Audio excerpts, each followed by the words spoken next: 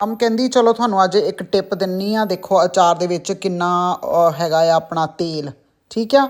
ਇੱਕ ਤਾਂ ਅਚਾਰ 'ਚ ਤੇਲ ਜ਼ਿਆਦਾ ਹੋਣਾ ਚਾਹੀਦਾ ਜੇ ਤੁਸੀਂ ਚਾਹੁੰਦੀ ਆ ਕਿ ਤੁਹਾਡਾ ਅਚਾਰ ਖਰਾਬ ਨਾ ਹੋਵੇ।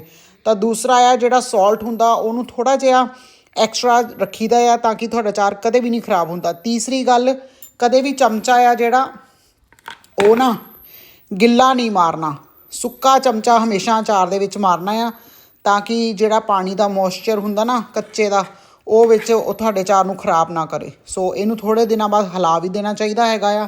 ਸੋ ਤਾਂ ਕਰਕੇ ਅਚਾਰ ਕਦੇ ਖਰਾਬ ਨਹੀਂ ਹੁੰਦੇ ਤੁਹਾਡੇ।